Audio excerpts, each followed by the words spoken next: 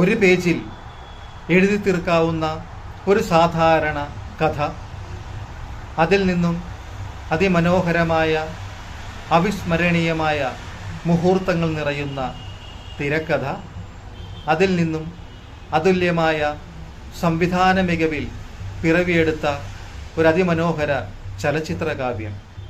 അതിൻ്റെ പേരാണ് ബേത്ലഹേം കുടുംബ യൂണിറ്റ്.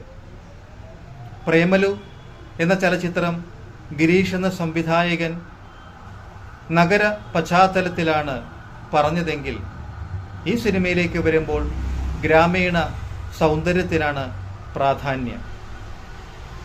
ഈ ചലച്ചിത്രം കണ്ടുകൊണ്ടിരിക്കുമ്പോൾ പ്രേമലുവിൻ്റെ ഓർമ്മകൾ നമ്മുടെ മനസ്സിലേക്ക് ഒഴുകിയെത്തുക സ്വാഭാവികം മാത്രം. സർവമായ എന്ന സിനിമയിൽ നമ്മൾ കണ്ട നിവിൻ പോളിയെ പുനരാവിഷ്കരിച്ചിരിക്കുകയാണോ ഈ സിനിമയിൽ എന്ന് തോന്നിപ്പോകും ആ ഫിസിക്കൽ അപ്പിയറൻസ് കാണുമ്പോൾ. കുറച്ചുകൂടി കൈനറ്റിക് എനർജി ജസ്റ്റിൻ എന്ന കഥാപാത്രത്തിന് കൂടും എന്ന് മാത്രം.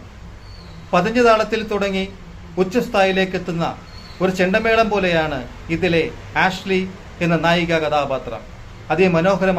അതിമനോഹരമാക്കി മാറ്റിയിരിക്കുന്നു ആ കഥാപാത്രത്തെ മമിത.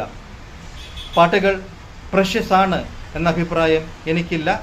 പശ്ചാത്തല സംഗീതവും തെറ്റില്ല എന്ന് മാത്രം. അതിമനോഹരമാണ് ഈ ബേത്ലഹേം കുടുംബ പ്രേക്ഷകരുടെ കിടു നിവിൻ പോളി ഈ ഓണം ഒരു വർണ്ണമഴയാക്കി മാറ്റിയിരിക്കുന്നു. വിജയാശംസകൾ. നിർത്തുന്നു പ്രൊസസോൺ. ചാനൽ സബ്സ്ക്രൈബ് ചെയ്യണേ എന്ന ഹംബിൾ റിക്വസ്റ്റോടെ.